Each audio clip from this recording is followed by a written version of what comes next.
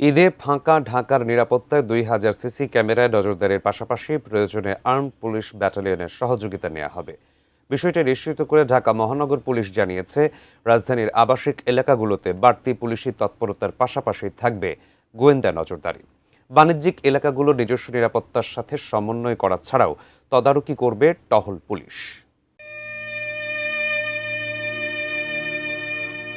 ফুলের মতো পবিত্র এই দেবশিশুদের থাকার কথা শ্রেণীকক্ষে, অথচ তাদের মতোই আরেক শিশু হত্যার বিচারের দাবিতে শ্রেণীকক্ষ ছেড়ে সড়কে।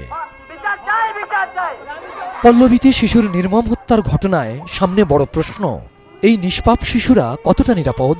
বুকের ভেতর কত হাহাকার থাকলে মেয়ে হত্যার বিচার না চাওয়ার ক্ষোভ ভুক্তভোগী পিতার। আন্নান ভাই দেখতেছে যে বিচারগুলা হইতেছে না, বেশি দিন 15 দিন 10 দিন থাকে। যেমন আপনারা জানেন এখন আইতেছেন, পট করে আরেকটা অন্য জায়গায় একটা ঘটনা ঘটে দেয়, এই কথাটা আপনি ভুলে গেলেন। এই জন্য মনের দুঃখে, মনের আবেগে বলছে যে আপনারা তো কিছু করতে পারবেন না, বিচার হবে না। রাজধানীর পল্লবীতে দ্বিতীয় শ্রেণীর ছাত্রীকে টুকরো করে হত্যা করা ছাড়াও সম্প্রতি মান্ডায় উদ্ধার হয় এক প্রবাসীর 8 টুকরো লাশ।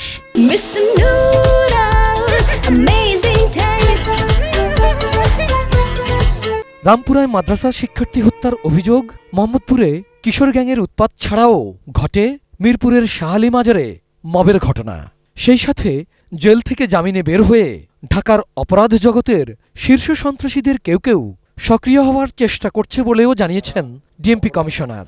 অপরাধ এবং অপরাধীদের সেই গ্রুপে আবার তারা সংগঠিত করছে, তাদেরকে আমরা অবশ্যই গ্রেফতার করব।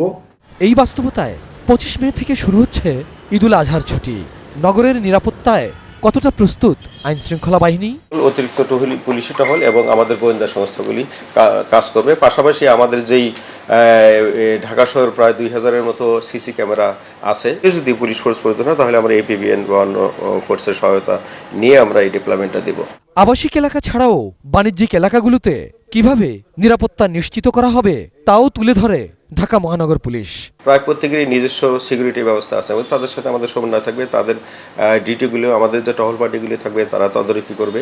ঈদ উপলক্ষে রাজধানী ছেড়ে যাওয়ার আগে নিজেদেরও সতর্ক থাকার পরামর্শ পুলিশের।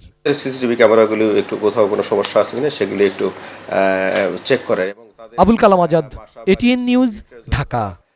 যদি কোথাও কোনো সমস্যা থাকে সেটা একটু